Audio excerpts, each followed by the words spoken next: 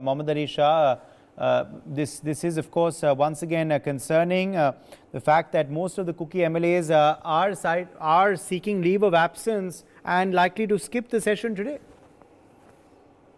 Yes, today it is. I am not too happy about it because first earlier what happened was the state government had given the last month they had recommended a date by 21st August. And later on, they revised it to August 28th. And out of the 10 Kuki MLAs, 6 have already asked for leave of absence. Now, the very fact is, I'll give you a small analogy over here that a lot of people, they feel that they are not scenery, that they would be there, but they would not be asked to speak, or their views would not be taken into consideration. So they are there for that. For example, when the parliament took place in Delhi, and that's the time, there were 2 representatives from Manipur. Both did not speak. And upon being asked later on, why didn't you speak? They were told that we were sent a subtle message across that not to speak in the parliament. And the Mizoram MPs, apparently his mic was switched off. Now, there can be a different version. If I have to be totally neutral, there can be different versions of looking at it. One is, okay, his mic was switched off. Second, it could be a technical error. Either way, whether it was switched off, it was a technical error, it was whatever, you take the benefit of doubt. Whatever, if one wants to speak, one can speak. One can borrow the neighbor's mic and speak. One can shout aloud in the parliament and then speak. I mean, when there is ruckus in the parliament, that time no one needs a mic. That time there is a ruckus. Irrespective of whichever party is in chair, whichever party is in the audience. But when one wants to speak, when there is a will, there is a way. It's very simple as that. Now, the very fact is when Kuki MLAs have decided not to, they've requested their leave of absence from the session, it is indeed very, very concerning because I feel a participation should happen, a dialogue should happen.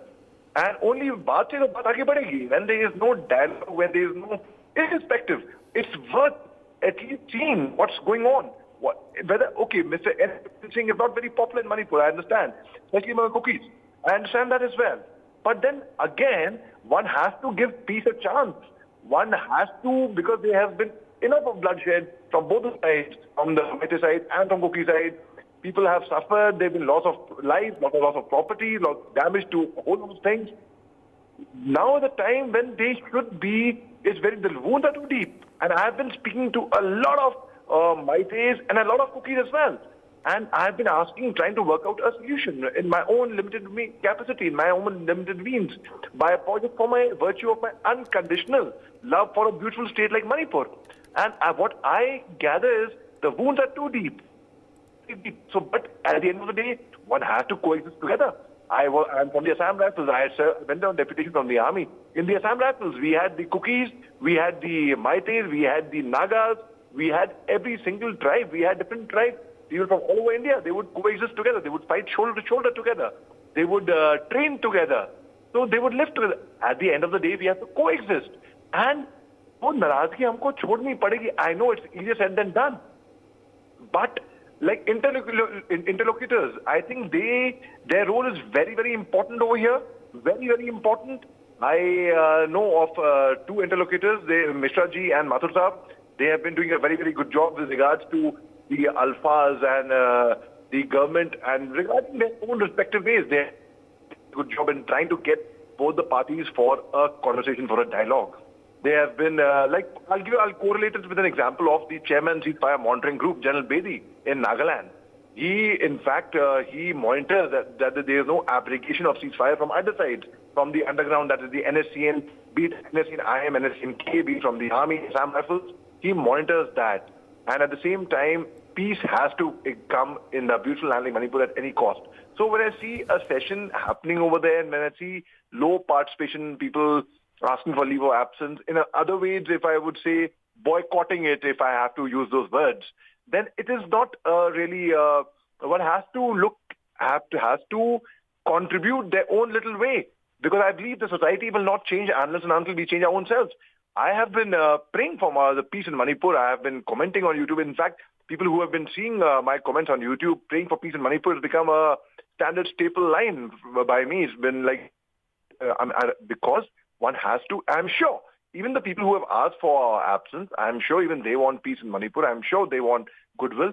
there are few things which like for Kukis, with all respect and love and adoration for them, for all the tribes deserve respect, be it Meiteis or Kukis. Separate administration is the only solution, is what they have been talking about all this while. So, well, if at all, the government can be a bit magnanimous in giving a certain amount, a degree of autonomy. But that will happen when? That doesn't mean an autonomy, does not mean a separate administration completely. It can mean, say, an autonomous in the Hill District. It can be an autonomy. Now, that will happen only through dialogue. That will happen only when you are giving. That will happen only when you come down on the table and discuss, when you talk it out. But again, when a dialogue, it has to be happening in both ways. It can't be a monologue where they're listening and the other people cannot be like a scenery, sitting there and just watching what's going on. So it has to be a consensus. It has to be very, very mature minds have to sit together. And I think all the politicians, all the people, all the stakeholders all over here should cooperate together to bring back peace in Manipur there. Yes, indeed, Major Shah. And obviously this would, once again imply that if MLAs are not safe in Manipur, then what about the common man? Absolutely, they're 100%. When the politicians over there, they have been Minister of State of External Affairs, his house was burnt. They've been MPs, former MPs. They have been MLAs. They're not safe. I mean, common man, to bahut dur ki baat rahi. I have been in conversation with the former MP Kim Gangte, and a very fine lady, very well refined, and in fact, she has her own ideas of bringing peace into Manipur, and I think they are very mature, very sensible, very balanced thoughts.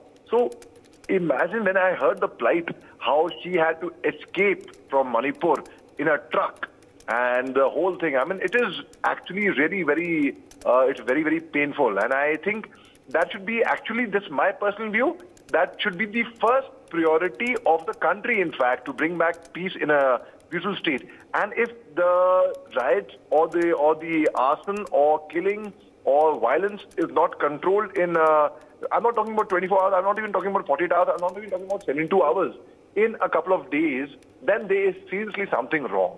Because if there is a requisition from the state government for the army, an army can sort out the mess within 24 to 48 hours there. And I can tell you, it's happened earlier. We've done it. Army has done it in other states as well. Now, Armed Forces Special Power Act should be revoked in the valley, tweaked, not the same. There can be certain amendments. I know it's a very, very controversial thing. A lot of people did not want Armed Forces Special Power Act.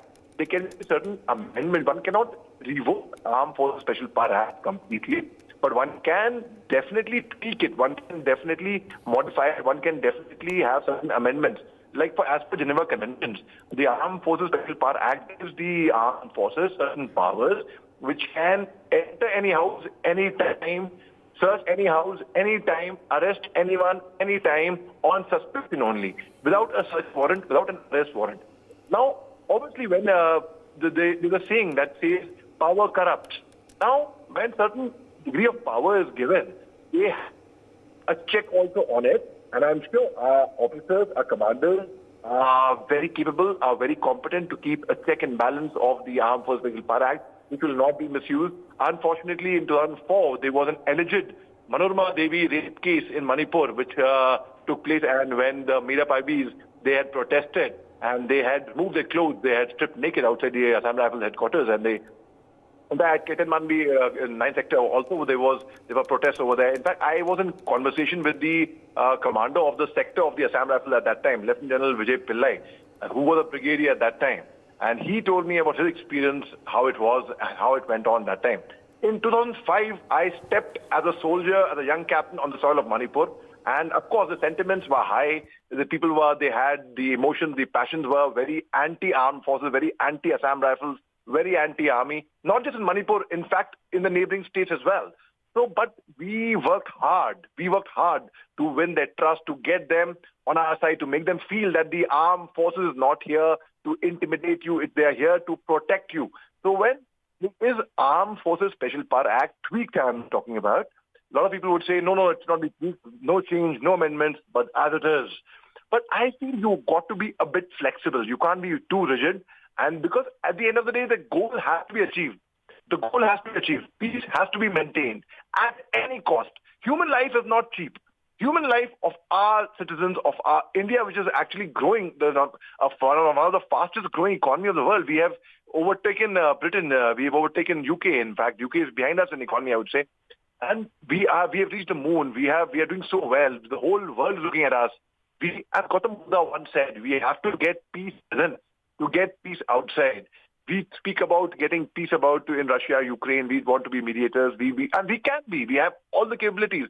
So why not here? As they say, charity begins from home. So why not peace begins from home? So we have to get this sorted, because I have extremely dear friends who are Maites. I have extremely dear friends who are Kukis, personal friends. I have extremely dear friends who are Nagas. In fact, so much so to the fact that language as good as I would speak English or Hindi or Urdu for that matter. So they are very simple, very straightforward, very innocent people. They have been cut off we have neglected them for a while. They have to be inculcated, they have to be brought back to the mainstream, and we have to make them feel they are one of us, and which they are. Absolutely. Which they are. Yes, sir. Absolutely, Major Shah. Thank you very much for joining us with your perspective on that story.